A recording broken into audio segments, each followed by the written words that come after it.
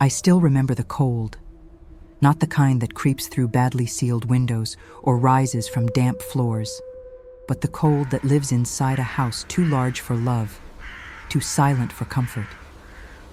The Ashford estate stood like a monument to everything I was not: grand, unyielding, perfectly composed. I arrived on a Thursday in late autumn, when the trees had already surrendered their leaves and the sky pressed low and gray against the earth. My father had sent me in a hired carriage with a single trunk and a letter of introduction that felt heavier than all my belongings combined. I was 22 years old, unmarried, and poor in the way that polite society pretends not to notice but never forgets. The marriage had been arranged through correspondence and necessity. My family name still carried a whisper of respectability, though our fortune had long since vanished into bad investments and my father's fondness for cards. The younger Mr. Ashford, Edmund, required a wife of decent birth. I required survival. It was a transaction dressed in the language of propriety, and I had agreed to it with the numb acceptance of someone who has learned not to expect tenderness from the world. The butler led me through corridors that seemed to stretch into infinity, past portraits of stern-faced ancestors and rooms shuttered against the afternoon light. The house smelled of beeswax and old roses, underlaid with something I could not name then, but recognize now as loneliness. He deposited me in a drawing room decorated in shades of cream and gold, where a fire burned without warmth, and told me someone would attend to me shortly. I stood because sitting seemed presumptuous. I smoothed my traveling dress, already unfashionable, and tried to steady my breathing. When the door opened again, I expected Edmund. I had seen a miniature portrait of him, pleasant-faced and young, with kind eyes and a gentle smile. Instead, a man entered who looked carved from winter itself. He was tall, broad-shouldered, dressed in black except for the white of his collar and cuffs. His hair was dark, swept back from a face that might have been handsome if it had ever softened into any expression resembling warmth. His eyes found mine immediately, held them for a fraction too long, then moved away as if the sight of me had confirmed something disappointing. He did not introduce himself. He simply stood near the fireplace, one hand resting on the mantel, and regarded me with the detached assessment one might give a piece of furniture delivered to the wrong room. The silence stretched until I could hear the pop and hiss of the fire, the distant ticking of a clock, my own heartbeat in my ears. "You are Miss Hartley," he said finally. It was not a question. "I am," I replied, surprised my voice did not shake. "You are to marry my brother." He delivered the statement with perfect calm, as if informing me of the weather or the hour of dinner. "Edmund will return from London tomorrow. He is currently concluding some business matters. I am the Duke of Ashford. You will address me as Your Grace, or simply as Duke if we are speaking informally, though I do not anticipate we will have occasion for informality." I curtsied, late and awkward, feeling heat rise to my cheeks. I had not expected to meet the Duke before meeting my intended. I had not expected the Duke at all. In my imaginings of this new life, he had been an abstraction, a distant figurehead who signed documents and appeared at formal dinners. This man was no abstraction. He occupied space in a way that made the large room feel suddenly smaller. "I trust your journey was tolerable," he continued, though his tone suggested he did not particularly care either way. "It was, Your Grace. Thank you." He nodded once, a sharp, economical movement. "Mrs. Daventry will show you to your rooms. Dinner is at 8. We dress. My brother may be easy in his habits, but this household maintains certain standards." His gaze moved over me again, brief and cutting. "I am certain you will adapt." There was something in the way he said adapt that made it clear he doubted I would. I felt myself stiffen, pride sparking somewhere beneath the layers of exhaustion and anxiety. "I have always been adaptable, Your Grace. Circumstances have required it." For the first time, something shifted in his expression. Not warmth, precisely, but a flicker of acknowledgement, there and gone so quickly, I might have imagined it. "Then we shall see," he said, and turned toward the door. I do not know what possessed me in that moment. Perhaps it was the need to assert some small measure of dignity, or perhaps I was already, without knowing it, drawn to the gravity of him. As he passed, I stepped forward and did something utterly improper. I reached for his hand where it hung at his side, lifted it before he could pull away, and pressed my lips to the back of his glove in a gesture that was half curtsy, half rebellion.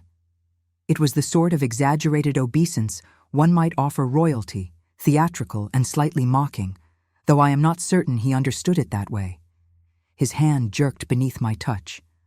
Not away, but as if an electric current had passed through him.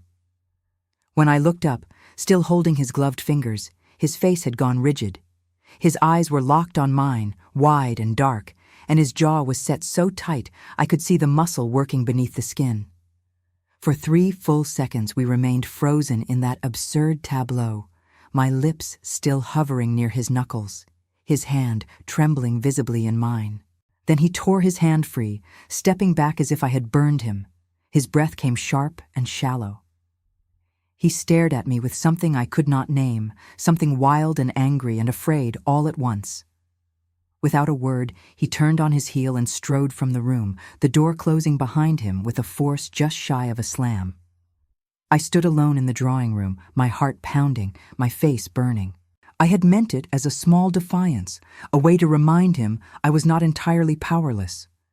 I had not expected him to react as if I had struck him. I pressed my hand to my mouth, still feeling the texture of his glove against my lips, and tried to understand what had just happened. Mrs. Daventry arrived moments later, a brisk older woman with steel-gray hair and a manner that suggested she had seen everything and been impressed by none of it. She led me upstairs to a suite of rooms decorated in pale blue and white, lovely and impersonal as a guest chamber in a hotel. She informed me that my trunk had been brought up, that a maid would attend me before dinner, and that I should not wander the house unescorted until I knew my way. After she left, I sat on the edge of the bed and tried to collect myself. I had come here to marry Edmund Ashford, to secure my future and my family's dignity. I had not come to antagonize his brother. And yet the memory of the Duke's hand shaking in mine, the look on his face before he fled, stayed with me like a bruise I could not stop pressing. That evening I dressed with the help of a young maid who barely spoke.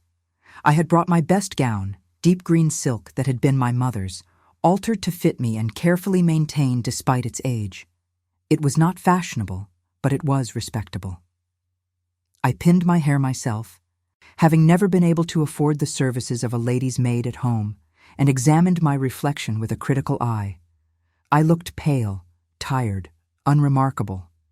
I did not look like someone who belonged in a house like this. The dining room was cavernous, the table long enough to seat 20, though only 3 places had been set, clustered at one end in a concession to intimacy that felt forced. The Duke was already there when I entered, standing by the window with a glass of wine. He did not turn at the sound of my arrival, though he must have heard my footsteps on the marble floor. A moment later, Edmund Ashford entered, and the difference between the brothers was so pronounced it might have been comedy. Where the Duke was dark and severe, Edmund was fair and open. His face creased with smile lines, his manner easy and warm. He crossed to me immediately, took both my hands in his, and greeted me with such genuine pleasure I felt a rush of relief. "Miss Hartley," he said, his voice carrying the rounded vowels of good education softened by real kindness. "I am so very glad you are here. Please forgive me for not being present when you arrived. I hope my brother has made you feel welcome." The Duke turned from the window then, his expression unreadable. I glanced at him and then back at Edmund.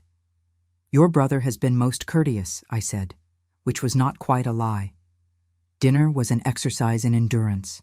Edmund spoke easily, asking about my journey, my family, my interests.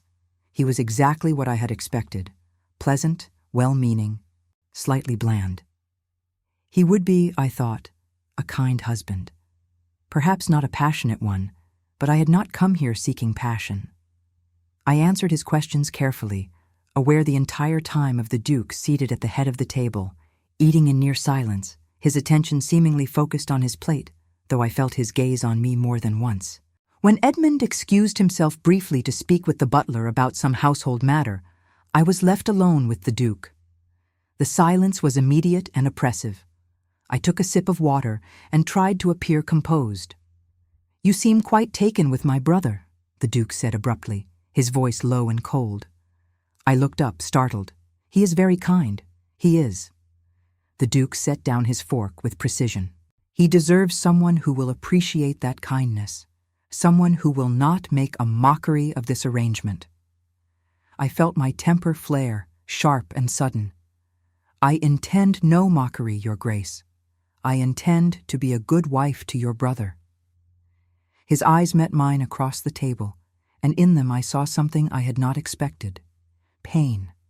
Raw and quickly hidden, but unmistakable. "See that you are," he said quietly. "Edmund has already endured enough disappointment." Before I could ask what he meant, Edmund returned, cheerful and oblivious, and the conversation resumed its pleasant, superficial course. But I could not stop thinking about the way the Duke had looked at me, as if I were both the answer to a question he could not ask and a threat he needed to eliminate.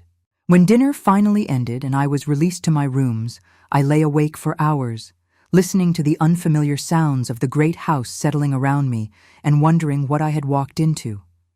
That night, I dreamed of cold hands and dark eyes, of kisses pressed to gloves that trembled, and I woke with my heart racing and the terrible certainty that I had made a mistake coming here. But it was too late. The arrangements had been made. The invitations would soon be sent. I was to marry Edmund Ashford, and his brother would be nothing more to me than a name and a title and a memory of hands that shook when I touched them. I told myself this firmly, repeatedly, as if repetition could make it true. I was still telling myself this when I finally fell back asleep as dawn broke cold and gray over the Ashford estate. The days that followed established a routine that should have been comforting, but instead felt like a slow suffocation. Edmund was attentive in the way of a man performing a role he had been taught since childhood. He walked with me in the gardens each morning, regardless of weather, pointing out features of the estate with genuine pride. He showed me the library, the conservatory, the portrait gallery where generations of Ashfords stared down with varying degrees of disapproval. He introduced me to the staff, the tenants who came to pay their respects, the vicar who would perform our ceremony. He was unfailingly polite, occasionally amusing, and utterly incurious about anything beneath the surface of our polite exchanges. The Duke I saw only at meals, and even then he often made excuses to absent himself. When he was present, he spoke primarily to Edmund, discussing estate business and matters of Parliament with the ease of long familiarity. He addressed me rarely, and when he did, his tone was so carefully neutral it felt like a reprimand. I began to understand that his coldness was deliberate, a wall he had constructed between us with the precision of a master architect. What I did not understand was why it felt necessary. I learned the geography of Ashford Hall slowly, mapping its corridors and staircases like a traveler in a foreign country. The East Wing was the Duke's domain, off-limits and rarely discussed. The West Wing held the family rooms where Edmund and I would eventually reside. The ground floor was all formal spaces, drawing rooms and dining rooms, and a ballroom that had not been used since the late Duchess died 3 years prior. I learned this from Mrs. Daventry, who offered information in carefully measured doses, as if too much knowledge might be dangerous for someone of my station. The late Duchess had been beautiful, accomplished, beloved. Her portrait hung in the main hall, a woman with dark hair and pale skin, and a smile that managed to be both warm and distant. She had died in childbirth, along with the infant, and the Duke had not remarried. Edmund spoke of her sometimes with genuine affection, remembering her kindness to him when he was young. The Duke never mentioned her at all, but I noticed he took a different route through the house to avoid passing beneath her portrait. It was nearly a week after my arrival when I encountered the Duke alone for the second time. I had been exploring the library, a 2-story room lined with books that smelled of leather and dust and secret knowledge. Edmund had abandoned me there to attend to correspondence, promising to return within the hour. I was examining a collection of poetry when I heard the door open and close with a definitive click. I turned to find the Duke standing just inside the threshold, his hand still on the door handle, his expression suggesting he had not expected to find anyone present. For a moment we simply looked at each other, the length of the library between us, and I felt that same electric tension that had charged the air during our first meeting. "I did not realize the library was occupied," he said finally. "I will leave you to your reading."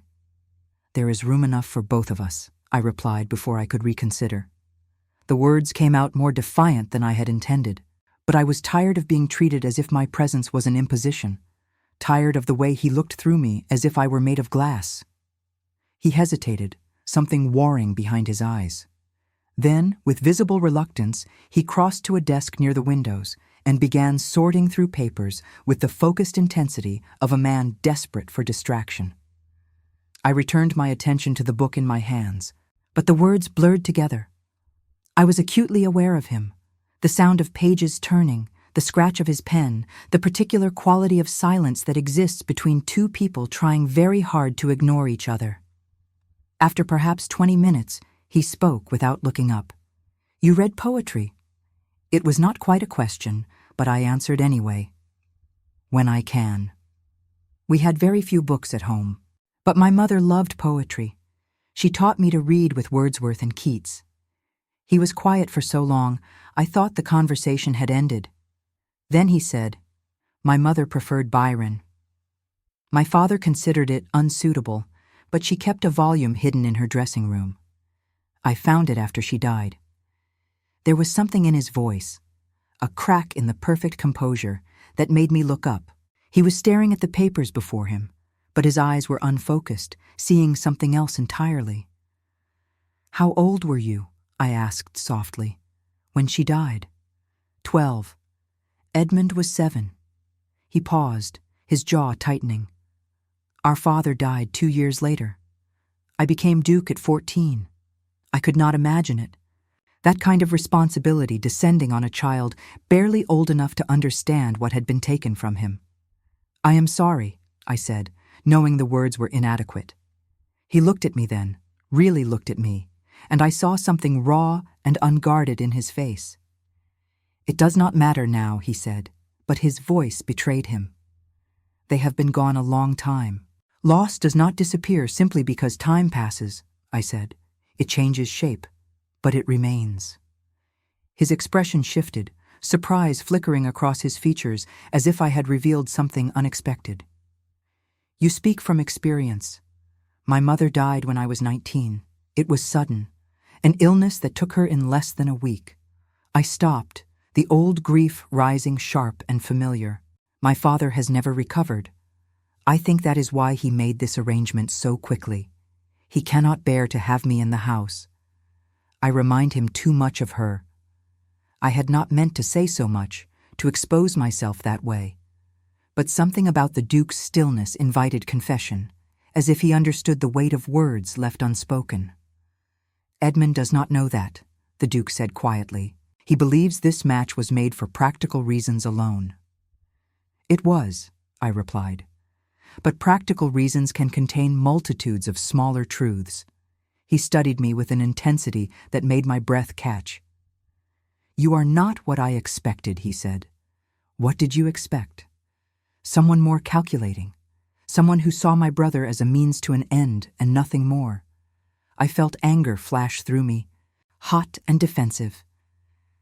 "I have been honest with Edmund about my circumstances. I have made no false promises. If you believe I am here under false pretenses, you are mistaken." The Duke stood abruptly, his chair scraping against the floor. "I believe nothing about you, Miss Hartley. That is precisely the problem." Before I could respond, the door opened and Edmund entered, smiling and apologetic about his delay. The Duke's face closed like a door slamming shut. He gathered his papers with swift efficiency, made some excuse about an appointment, and left without looking at me again. Edmund seemed not to notice anything amiss. He launched into a cheerful account of a letter from a friend in London, and I forced myself to listen, to nod and smile in the appropriate places. But my mind remained in that moment when the Duke had looked at me as if I were a puzzle he desperately needed to solve and feared the answer to. That night at dinner, the Duke was absent. Edmund explained that his brother often took meals in his study when estate work demanded his attention. I felt relief and disappointment in equal measure. The meal passed pleasantly enough, Edmund describing plans for Christmas celebrations and asking my opinion on various arrangements. I agreed to everything, playing the role of grateful bride-to-be, and tried not to think about dark eyes and confessions exchanged in library light. It became a pattern. I would encounter the Duke in unlikely places, the conservatory at dawn, the portrait gallery at dusk, the music room where I had taken to practicing the pianoforte that no one else touched. These meetings were always brief, charged with things unspoken, ending when one of us fled, or Edmund appeared to dissolve the tension with his oblivious cheer. We spoke rarely during these encounters, but I began to learn him in other ways. The set of his shoulders when he was troubled, the way his hands clenched when he was holding back words, the particular quality of his silence, which was never empty but always full of suppressed feeling. I told myself it meant nothing. I told myself I was imagining the way his gaze followed me when he thought I was not looking. I told myself the strange ache in my chest when he left the room was simply anxiety about my upcoming marriage, nothing more. Then came the night of the small dinner party, 3 weeks after my arrival. Edmund had invited several neighboring families to meet me, a sort of informal introduction to county society. I wore my green silk again, having nothing else suitable, and tried to appear confident as I was presented to ladies in diamonds and gentlemen in evening dress. They were kind enough, in the distant way of people assessing whether I would disgrace the family name. I made polite conversation, smiled until my face ached, and wished desperately for the evening to end. The Duke attended, playing the role of gracious host with the same careful performance he brought to everything. He was charming when required, authoritative without being overbearing, and utterly unreadable. I watched him move through the rooms, commanding attention without seeming to seek it, and understood for the first time what power really looked like. After dinner, the ladies withdrew while the gentlemen remained for port and cigars. We gathered in the drawing room, and I endured questions about wedding plans and thinly veiled assessments of my suitability. I was rescued eventually by the gentleman's return, Edmund coming to stand beside me with proprietary pride, his hand resting lightly on my arm. The Duke entered last, his eyes scanning the room and landing on me with an expression I could not decipher. He crossed to the fireplace, accepting a glass of brandy from a footman, and positioned himself where he could observe the entire gathering. I felt his attention like a physical weight, even as I continued my conversation with the vicar's wife about the history of the local church. When the evening finally concluded and our guests departed, Edmund was jubilant. He thought the evening a grand success, evidence that I would be well received by local society. He kissed my hand with sweet formality and bid me good night, never noticing that his brother had disappeared without farewell. I climbed the stairs to my room, exhausted and unsettled. My maid helped me undress, and I dismissed her, wanting solitude. I stood before the window in my nightdress and wrapper, looking out over the darkened gardens, and tried to understand the growing certainty that I was walking toward a mistake I did not know how to avoid. A soft knock at my door startled me. I opened it to find the Duke standing in the corridor, still in his evening clothes, his face haggard in the lamplight. For a long moment, he simply stared at me, his chest rising and falling as if he had been running. "This cannot continue," he said, his voice rough and low. "I do not understand," I whispered, though I feared I did. "You do." He stepped closer, not entering the room, but near enough that I could smell brandy and smoke and something darker underneath. "I see the way you look at me. I see it because I cannot stop myself from looking for it. Your Grace, I began, but he cut me off. Do not marry him. His words were ragged, desperate. Do not marry Edmund. He is good and kind, and he deserves better than a wife who will spend her life wanting someone else. And I cannot watch it. I cannot stand beside him at that altar knowing what I know. And what do you know? I asked, my voice barely audible. That when you kissed my glove, I felt it like a brand. That I have not slept soundly since you arrived. That I am betraying my brother with every thought I have of you, and still I cannot stop. His hands were shaking again, trembling visibly in the dim light. I am not a good man, Miss Hartley. But I'm not cruel enough to let you make this mistake, believing I feel nothing. The air between us crackled with terrible possibility. I could have stepped back, closed the door, ended it before it became something irreversible. Instead, I heard myself say, I feel it too. His eyes closed as if in pain. Then he turned and walked away, his footsteps echoing down the empty corridor. I stood in my doorway until the sound faded completely, my heart pounding so hard I thought it might break through my ribs. Then I closed the door, leaned against it, and slid slowly to the floor, pressing my hands over my mouth to stifle the sob that wanted to escape. Everything had changed. Nothing could be undone. And the wedding was only 4 weeks away. I did not see the Duke for 3 days after his confession in the corridor. Edmund mentioned at breakfast that his brother had been called away on urgent estate business in the Northern Holdings, something about tenants and repairs that required his immediate attention. He would return in time for the wedding, Edmund assured me, though his tone suggested he found his brother's sudden departure inconvenient rather than suspicious. I nodded and smiled and felt the absence like a physical ache. Without the Duke's presence to give the house its particular tension, Ashford Hall felt hollow. I moved through the days in a state of careful numbness, accepting Edmund's attentions with gratitude I tried to make genuine. He was planning our future with touching earnestness, describing the improvements he wanted to make to our wing of the house, the trips we might take once we were settled, the children he hoped we would have. He painted a picture of a life that would have satisfied me completely had I arrived here with an untroubled heart. Now it felt like a beautiful prison I was building around myself with every polite agreement.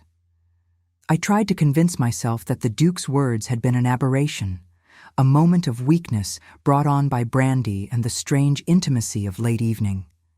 I tried to believe that his absence was indeed about estate business and nothing more, but I knew better.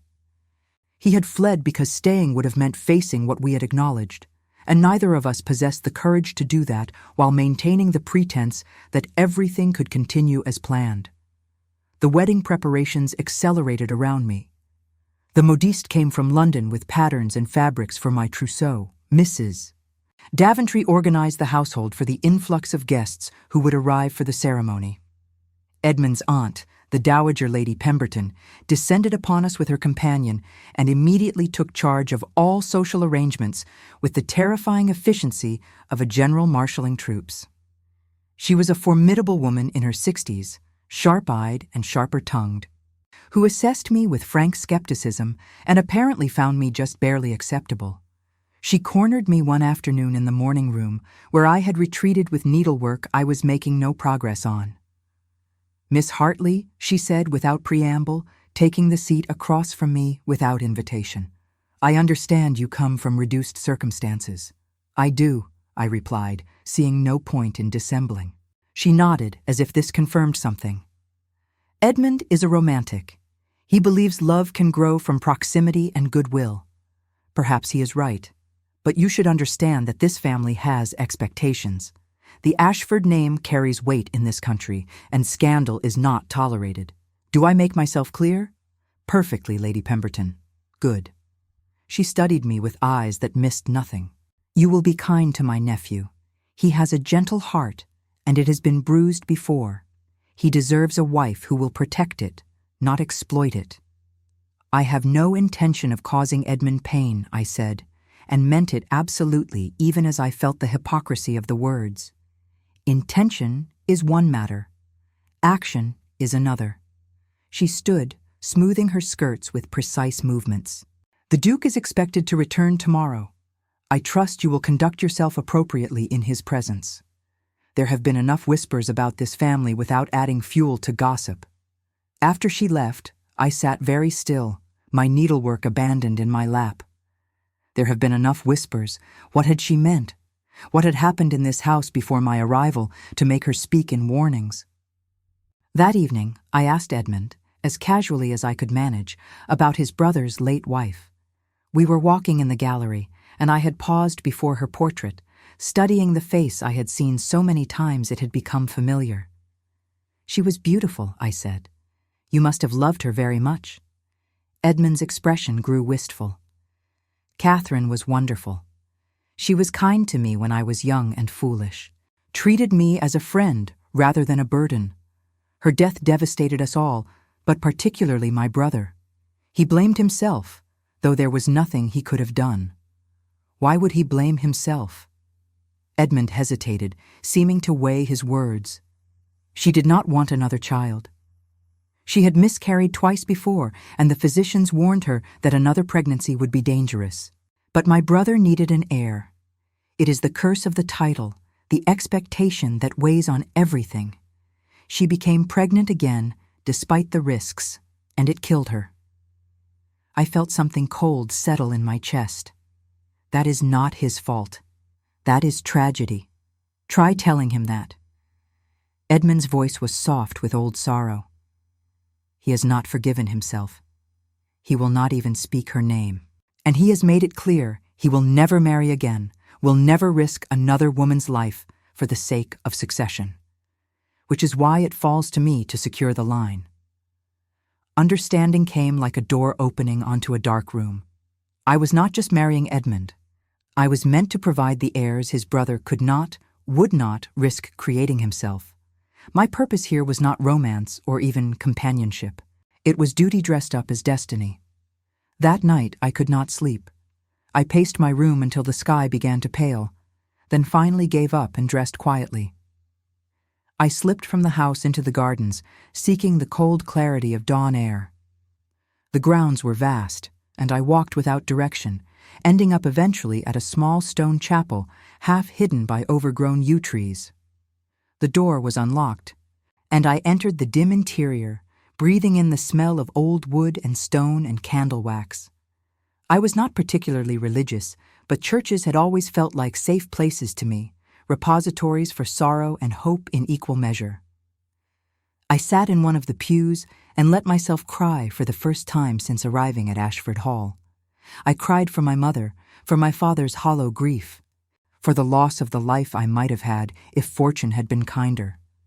I cried for Edmund, who deserved better than a wife who would come to him with a divided heart. And I cried for the Duke, trapped in his guilt and his impossible responsibility, unable to forgive himself for a tragedy that was not of his making. I did not hear him enter.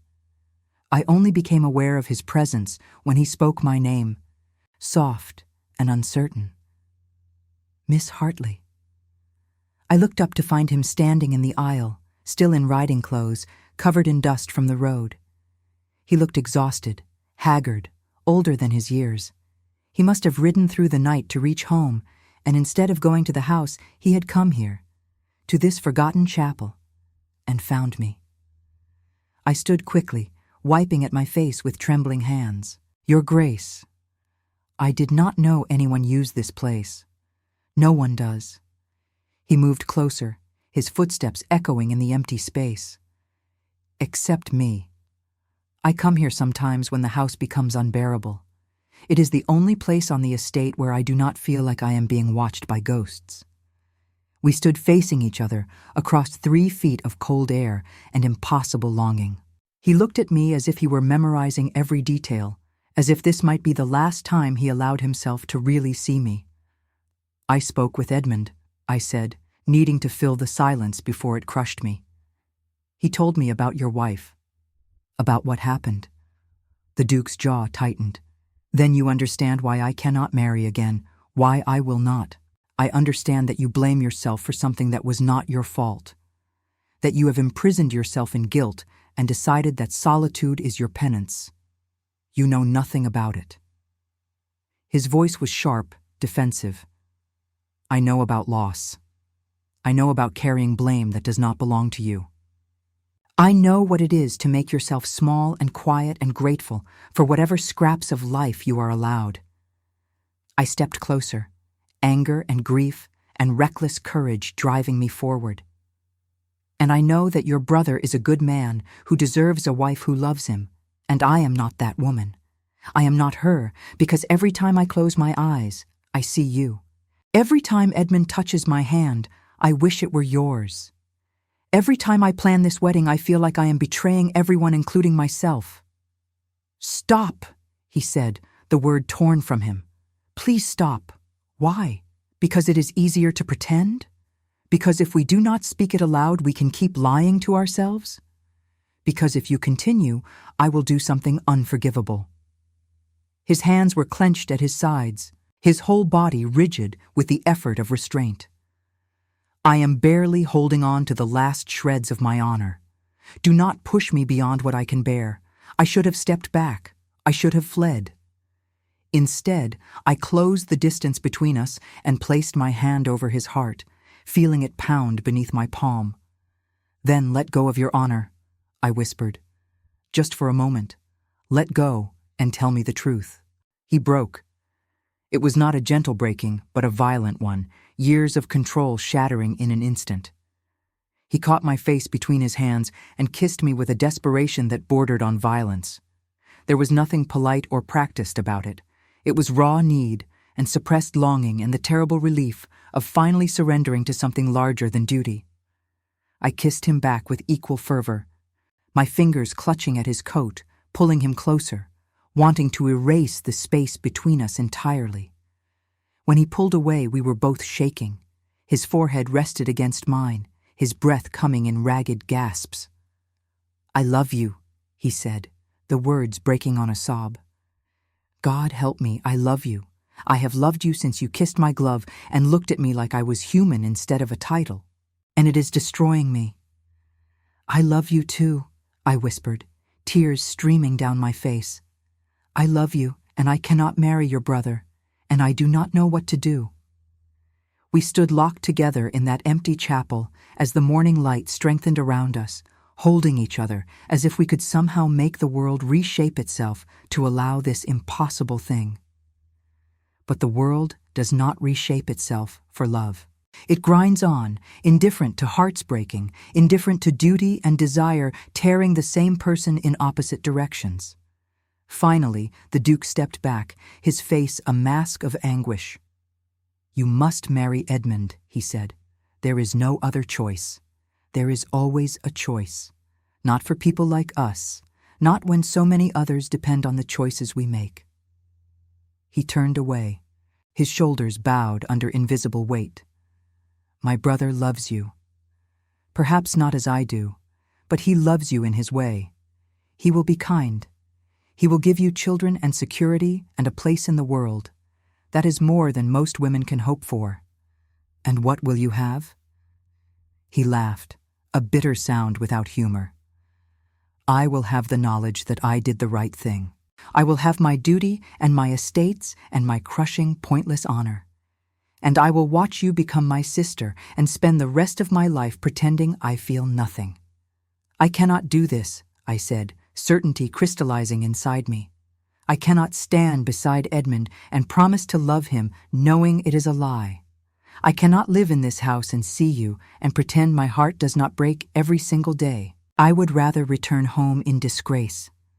I would rather be poor and honest than comfortable and false." The Duke spun to face me, his eyes blazing. "If you leave now, you destroy Edmund. He has spoken of nothing but you for weeks. He has planned a future around you. Your departure would humiliate him publicly and privately, and your family would suffer as well. Your father's remaining connections depend on this alliance. Think beyond yourself, beyond us, to all the others who will pay for our selfishness. He was right. I knew he was right. And I hated him for it, even as I loved him more, for his willingness to sacrifice everything, including his own happiness, for those in his care. Then what do we do? My voice was small, defeated. We do what we must. He came to me one last time, cupped my face gently, memorizing me. We marry you to my brother. We conduct ourselves with perfect propriety. We never speak of this again. And somehow we learn to live with it. He kissed me once more, soft and final, a kiss that tasted of grief and goodbye. Then he walked out of the chapel, leaving me alone with the cold stones and the climbing light and the ruins of every hope I had allowed myself to nurture. I sank back onto the pew and stared at the altar, thinking about vows and promises and the terrible price of doing what was right instead of what was wanted. In 3 weeks I would marry Edmund Ashford. I would become the Duchess's sister, the mother of heirs, the woman who fit into the space society had prepared for her. And the man I loved would stand witness and pretend to feel nothing more than familial affection. I sat there until the sun was fully risen, until I heard the house beginning to wake in the distance. Then I stood, smoothed my skirts, and walked back toward Ashford Hall, with the measured steps of someone walking toward the scaffold. I had made my choice, or rather, it had been made for me by the weight of expectations and the needs of others. Now I simply had to survive it. The final weeks before the wedding passed in a blur of fittings and arrangements and social obligations that felt increasingly surreal. I moved through them like an actress in a play, speaking my lines with practiced precision, smiling when required, expressing gratitude I no longer felt. Edmund seemed to notice nothing amiss. He was buoyant with anticipation, speaking of our future with an optimism that made me feel like the worst kind of fraud. The Duke kept his distance, conducting himself with such rigid formality that even Edmund remarked on his brother's coldness. He takes his responsibilities too seriously, Edmund said one evening after the Duke had excused himself from dinner early yet again. He forgets that life should contain some measure of joy. I hope marriage will teach you not to make the same mistake. I promised I would try, though the words tasted like ash in my mouth. Lady Pemberton remained at the house, overseeing everything with her characteristic efficiency and maintaining a watchful eye that made me wonder constantly how much she suspected. She spoke to me often about duty and deportment, about the expectations placed upon an Ashford wife, about the importance of discretion and dignity. Her lectures felt pointed, as if she were warning me away from some precipice only she could see. The Duke and I did not speak privately again. We passed each other in corridors with polite nods. We sat at opposite ends of dinner tables and discussed nothing of consequence. We existed in the same spaces while maintaining a distance more absolute than separate continents. And yet, I was aware of him always, the way one is aware of a flame in a dark room, dangerous and necessary and impossible to ignore. 2 weeks before the wedding, a letter arrived from my father. It was brief and formal, congratulating me on my upcoming marriage and expressing relief that I had secured such an advantageous match. He would not be attending the ceremony. His health would not permit the journey, he claimed. Though I suspected the truth was, he could not bear to see me in my mother's role, stepping into a future she would never witness. He sent his blessing and a small package containing her pearl necklace, the only piece of jewelry she had owned that held any value. I held it in my hands and wept silently in my room, mourning not just my mother, but the girl I had been before I learned that survival sometimes required the sacrifice of happiness. The guests began arriving 5 days before the ceremony. Edmund's friends from university, distant cousins, family connections. I struggled to keep straight. The house filled with noise and laughter and constant activity. I was paraded before them all, assessed and approved or quietly judged. My worth measured in my ability to smile and make polite conversation and appear appropriately grateful for my good fortune. I played the role flawlessly, and each performance left me more hollow. The Duke attended the various dinners and gatherings with the same rigid courtesy he had maintained since our encounter in the chapel. But I caught him watching me sometimes when he thought no one would notice, his expression unguarded for just a moment, revealing a devastation that mirrored my own. In those brief glimpses, I saw the cost of what we were doing, the pieces of ourselves we were breaking off and burying deep where no one else could find them. 3 nights before the wedding, there was a ball. Edmund had insisted, despite my protests, wanting to celebrate with dancing and music and all the joy I could not feel. I wore a new gown, ivory silk with delicate embroidery, purchased as part of my trousseau and far finer than anything I had owned before. My maid dressed my hair with my mother's pearls woven through the curls, and when I looked in the mirror, I saw a stranger, beautiful and empty and lost. The ballroom blazed with candlelight, musicians played from the gallery, guests swirled in elegant patterns across the polished floor. Edmund led me in the first dance, beaming with pride, presenting me to society as his chosen bride. I smiled and followed his lead and felt nothing but the terrible weight of what I was about to do. When the dance ended, Edmund was claimed by his aunt for introductions to some important guests. I stood at the edge of the room, catching my breath, watching the spectacle around me with detached fascination. Then a voice spoke near my ear, low and rough. "Dance with me." I turned to find the Duke beside me, his face carefully blank, but his eyes blazing with something desperate. "Your Grace," I began, but he was already offering his hand. "It would be remarked upon if I did not dance with my future sister at least once," he said, loud enough for anyone nearby to hear. "Propriety demands it." I could have refused. I should have refused. Instead, I placed my hand in his and let him lead me onto the floor. The musician struck up a waltz, and he pulled me into the proper position, one hand at my waist, the other clasping mine. We were no closer than propriety allowed, but it felt like touching fire. We began to move, and for the first time in weeks, the numbness receded. I was acutely, painfully alive, aware of every point where his body aligned with mine, every breath we shared in the small space between us. He danced beautifully, with a controlled grace that betrayed years of practice, and I followed him as if we had been partners always. "You look lovely tonight," he said, his voice tight. "Edmund is a fortunate man." "Please do not," I whispered. "I cannot bear your politeness." His hand tightened fractionally at my waist. "What would you have me say? That I have not slept since I touched you? That I stand in the back of the chapel each Sunday and pray for the strength to release you and find only the certainty that I cannot?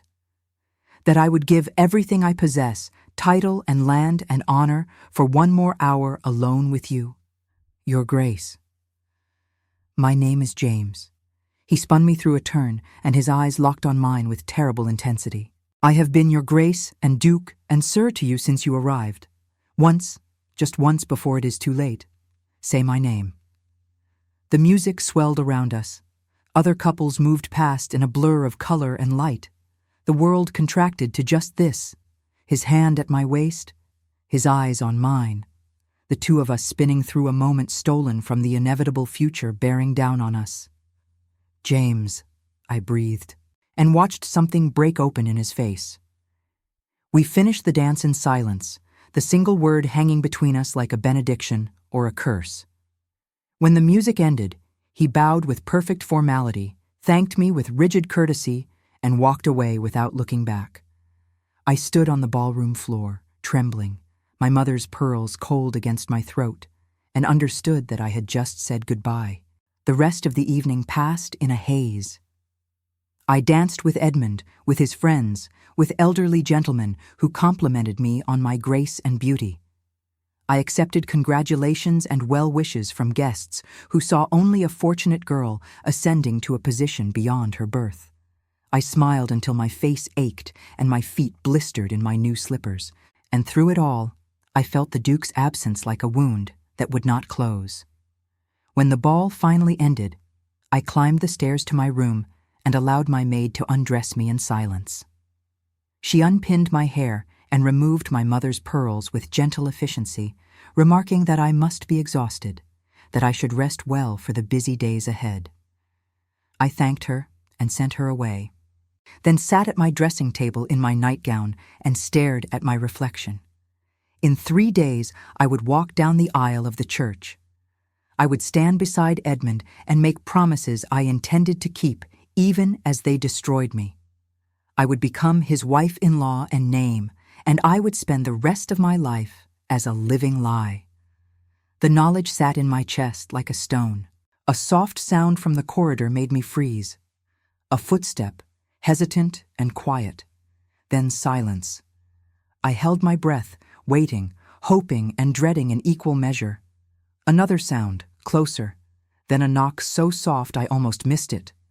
I opened the door already knowing who I would find. The Duke stood in the darkened hallway, still in his evening clothes, his face ravaged by some internal war he was losing. We looked at each other across the threshold, and I saw in his eyes that he had come to say the things we had agreed we would never speak aloud. "I cannot do this," he said, his voice breaking. "I have tried. God knows I have tried. But I cannot watch you marry him. I cannot stand in that church and bear witness to my own destruction and pretend it is duty." "Then what would you have us do?" I asked, exhausted by the constant weight of impossible choices. "Run away with me." The words tumbled out desperate and reckless. "Tonight. Now. We will go to the continent. We will make a life somewhere no one knows our names. I will work if I must. I will give up everything if it means I do not have to give you up. And Edmund, your responsibilities, the people who depend on you? Edmund will recover. He loves you, but not as I do. He will be hurt, but he will heal.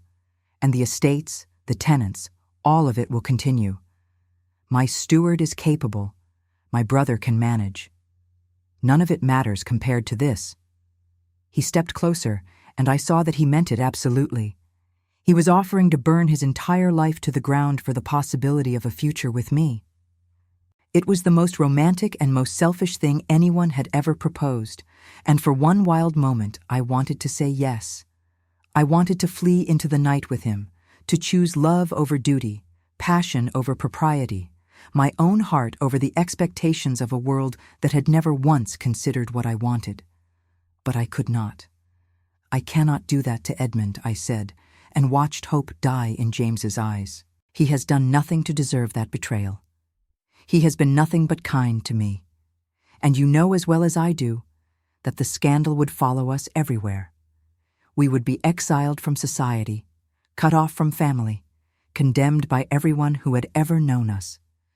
And eventually you would resent me for it.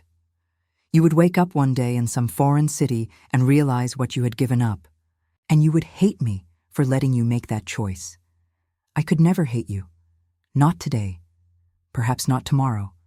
But eventually. And I could not bear that."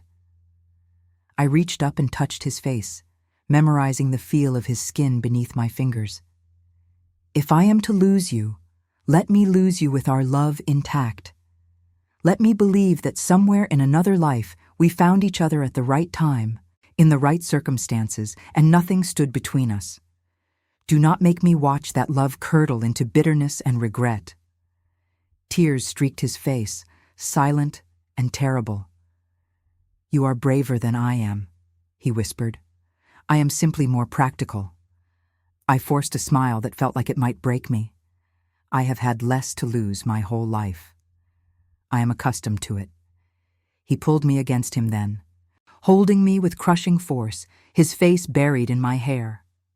I held him back with equal desperation, memorizing the feel of him, the smell of him, the particular way our bodies fit together as if designed for precisely this purpose. We stood locked together in the doorway between our separate lives, stealing these final moments before duty pulled us irrevocably apart. "I love you," he said against my hair. "I will love you until I die. If there is anything after this life, I will find you there and love you still. "I love you too," I whispered, "in this life and any other." He kissed me one last time, soft and salty with tears. Then he released me and stepped back into the darkened corridor. Our hands remained clasped for a moment longer, neither of us willing to be the first to let go. Finally, his fingers slipped from mine, and he turned and walked away. I closed the door and sank to the floor, my hand pressed over my mouth to muffle the sobs that racked my body. I cried until I had no tears left, until the sky began to lighten and the house started to wake around me. Then I stood, washed my face, and began preparing for the day. In 3 days I would become Mrs. Edmund Ashford. I would smile and accept congratulations and begin the life I had chosen, the life I had been strong enough or weak enough or simply practical enough to accept. And James would do the same, playing the role of dutiful brother and devoted duke, carrying his breaking heart in silence. We would pass each other in corridors for the rest of our lives, polite and proper and dying by inches, and no one would ever know what we had sacrificed in that darkened hallway in the dead hours between the ball and the dawn. The morning of my wedding dawned cold and bright, the kind of crystalline autumn day that should have felt like a blessing. I woke early, having slept poorly, if at all, and lay watching the light creep across my ceiling. In a few hours, I would put on my wedding gown. In a few hours, I would walk down the aisle. In a few hours, I would become someone else entirely, and the girl I had been would cease to exist except in memory. My maid came to help me dress, and Mrs. Daventry arrived with tea and toast I could not eat. Lady Pemberton swept in to oversee the preparations, her sharp eyes noting every detail, ensuring nothing would mar the perfect facade we were presenting to the world. She looked at me carefully, and I wondered if she saw past the careful mask to the devastation beneath.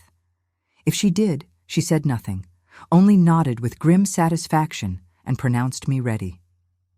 The wedding gown was beautiful, pale ivory silk with lace at the throat and sleeves, elegant and understated in a way that would photograph well and cause no whispers about extravagance or poor taste. My mother's pearls were my something old. A lace handkerchief borrowed from Lady Pemberton satisfied that tradition. A blue ribbon threaded through my stays completed the requirements. I looked at myself in the mirror and saw a stranger, a woman playing a part in a story already written, her lines predetermined and her ending inevitable. The church was a short carriage ride from Ashford Hall, a stone building that had stood for 3 centuries, witnessing generations of births and marriages and deaths. I arrived alone, having no father to give me away, no family present to witness this transformation. Edmund's aunt would stand in that role, lending me the dignity of her presence, making me slightly less of an orphan at my own wedding. I waited in a small antechamber while the guests assembled. Through the heavy door I could hear the murmur of voices, the rustle of fabric, the occasional note from the organ as the musician prepared. Lady Pemberton stood with me, silent and watchful, her presence simultaneously comforting and oppressive. "You are very pale," she observed. "Are you unwell?" "Simply nervous," I replied, which was not quite a lie. She studied me for a long moment. "My nephew is a good man. He will be kind to you. That is more than many women receive. I know, and I am grateful. Gratitude is a beginning," she said. "Love may come in time, or it may not. Either way, you will do your duty. That is what we women of this class understand. We are not promised happiness. We are promised position and security, and we learn to find our satisfactions within those bounds." I looked at her directly then, seeing perhaps for the first time the woman beneath the formidable exterior. "Had you been happy, Lady Pemberton, in your marriage?" Something flickered in her eyes, there and gone. Lord Pemberton was not an easy man, but I kept my dignity, maintained my household, raised my children well. That was enough. It had to be enough. Before I could respond, the church bells began to ring. It was time. Lady Pemberton adjusted my veil with brisk efficiency, checked my bouquet of white roses and winter greenery, and pronounced me acceptable. Then she offered her arm, and together we walked toward the door that would take me to my new life. The church was full, every pew occupied by guests dressed in their finest, turning to observe as I entered. The organ swelled into the familiar processional, and I began the long walk down the aisle. I kept my eyes fixed ahead, seeing Edmund waiting at the altar in his formal clothes, smiling with genuine joy and anticipation. Beside him stood his best man, a friend from university I had met briefly. And beside the friend, in the place reserved for family, stood James. Our eyes met across the length of the church, and in that moment the careful walls we had built crumbled completely. His face was a study in anguish barely contained, every line of his body rigid with the effort of standing still. I saw him as clearly as I had ever seen anyone, stripped of pretense and title and duty, just a man watching the woman he loved walk toward his brother. And I knew with absolute certainty that I could not do this. I stopped walking. The organ continued its stately progression, but I stood frozen 3/4 of the way down the aisle, my heart pounding so hard I thought everyone must hear it. Lady Pemberton's grip on my arm tightened, her voice a sharp whisper. "What are you doing?" "Keep walking." "I cannot," I said, loud enough to carry in the suddenly uncertain silence. "I cannot do this." A murmur rippled through the congregation. Edmund's smile faltered, confusion replacing joy. James went impossibly still, his eyes locked on mine with an intensity that felt like a physical connection. Lady Pemberton's face drained of color, her voice dropping to a furious hiss. "You will walk to that altar right now. You will not disgrace this family." "I am already disgracing them," I said, surprised by the steadiness in my voice. Continuing would only compound the offense. I pulled my arm free and turned to face the assembled guests, all of them staring at me with varying degrees of shock and fascination. "I owe you all an apology," I said, my voice carrying clearly in the sudden quiet. "I have come here under false pretenses. I agreed to this marriage believing I could fulfill my obligations honorably, but I have learned something that makes that impossible. I have learned what it means to truly love someone, and I have learned that marrying without that love is a betrayal of everyone involved." I turned to Edmund, who stood frozen at the altar, his face stricken. "You deserve so much better than what I can give you. You deserve a wife who looks at you the way I never will, who loves you with her whole heart instead of with duty and obligation. I am so sorry.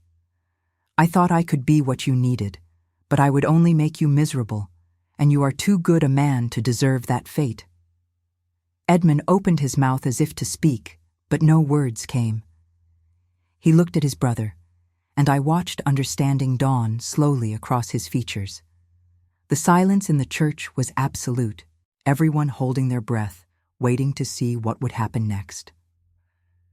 I walked to where James stood, my steps steady despite my shaking hands.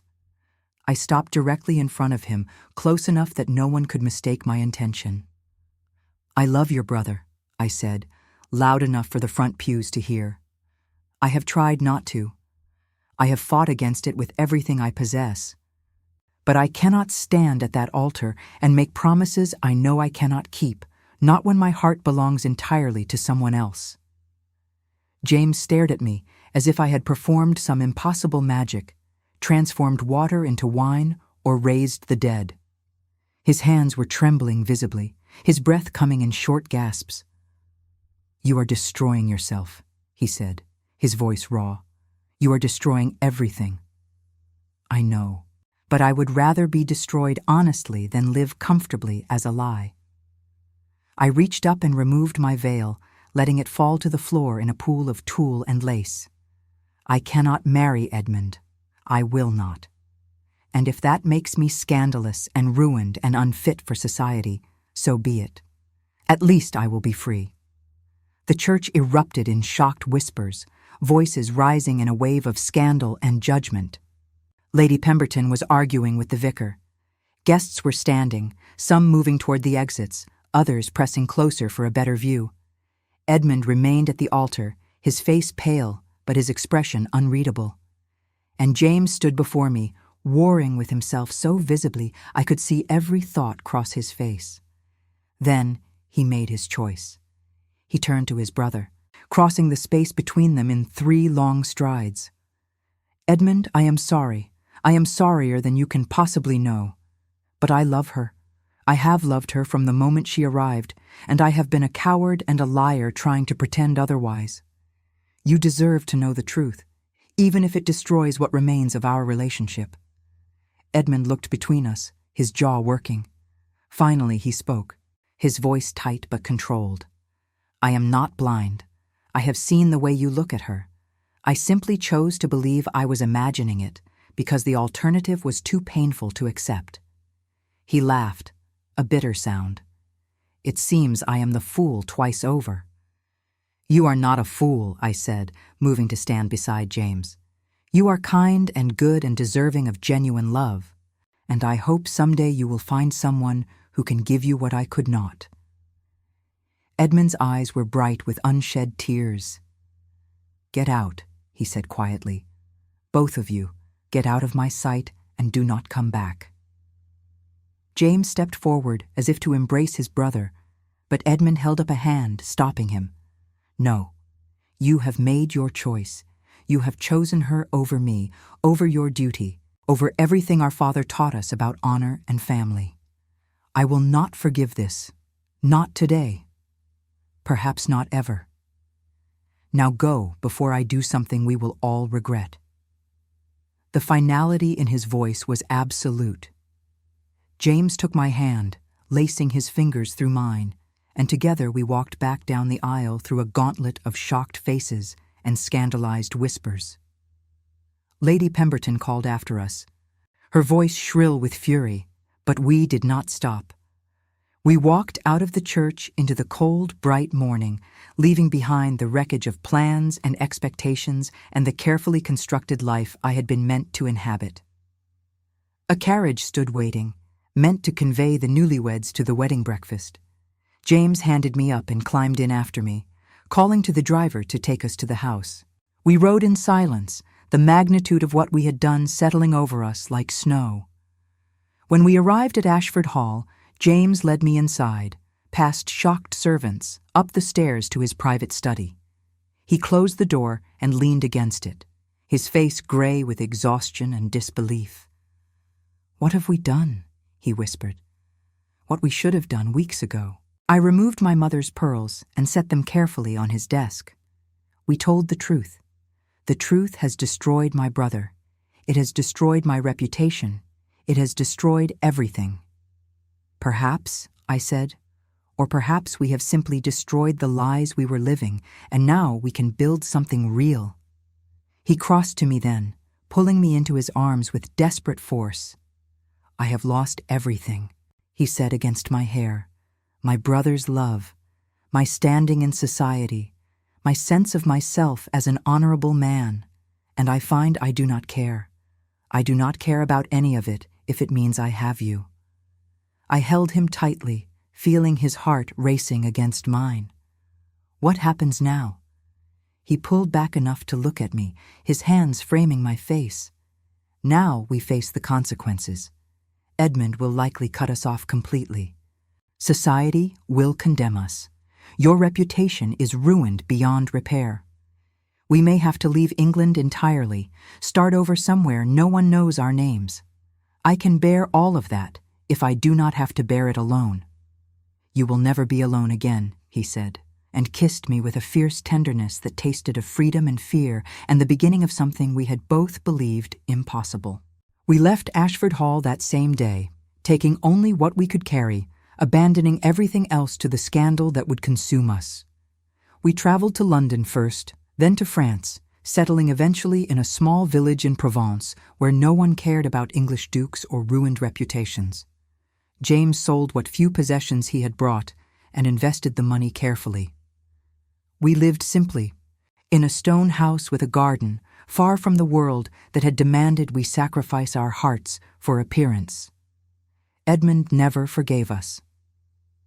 The few attempts James made at reconciliation were met with cold silence. Lady Pemberton wrote once, a blistering letter condemning us both and informing me that my father had disowned me upon hearing the news. I mourned those losses, but I could not regret the choice that had cost them.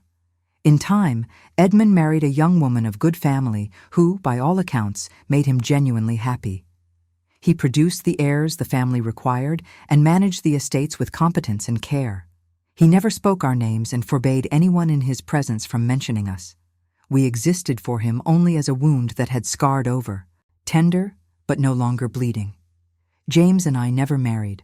Without Edmund's consent, he could not obtain a license in England, and we chose not to pursue the complicated legal process that might have made it possible elsewhere. We lived as husband and wife in every way that mattered, bound by love rather than law, and found that the lack of formal recognition changed nothing about the commitment we had made to each other. We were not wealthy, but we were content. James taught languages at a local school. I took in sewing and tended our garden and learned to make our small house a home. We had no children, whether by fortune or design I never knew, and I found I did not mourn their absence as I might have expected. The life we built was enough. Sometimes I would catch James standing at the window, looking out toward the north where England lay beyond the horizon, and I knew he was thinking of his brother, of the relationship that had been sacrificed, of the family and position he had walked away from. In those moments I would go to him and take his hand, and he would turn to me with a smile that held both sadness and certainty. "I do not regret it," he would say, as if I had asked. "I have never regretted it." And I would tell him the truth. Neither do I. We grew old together in that small French village, our story fading into local legend. The scandalous English couple who had chosen love over duty and seemed, against all odds, happy. When James died, peacefully in his sleep at the age of 73, I mourned him with the whole of my being. But I did not regret a single day we had shared, not a single choice we had made.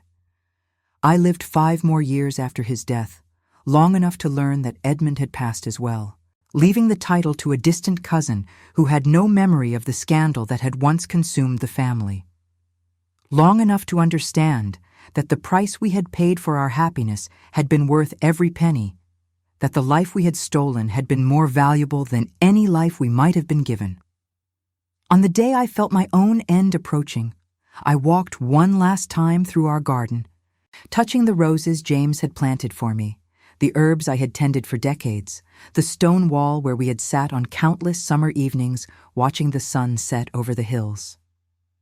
I thought about that girl in the wedding dress who had stopped halfway down the aisle, who had chosen her heart over her duty, who had walked away from everything she had been taught to want. I did not regret her choice. I had never regretted it. And as I lay down that final time, my last thought was of James's hand shaking when I kissed his glove, of the way he had looked at me across that church, of the life we had built from the wreckage of our ruined reputations. We had been scandalous. We had been condemned. We had been exiled from the world we had known. And we had been, in the way that mattered most, utterly and completely happy. That was enough. It had always been enough. And I closed my eyes with a smile, grateful for every moment, every choice, every consequence we had faced together. The end came gently, as I had hoped it would. And if there is anything after this life, as James once promised, I trust I will find him there, waiting, ready to begin again.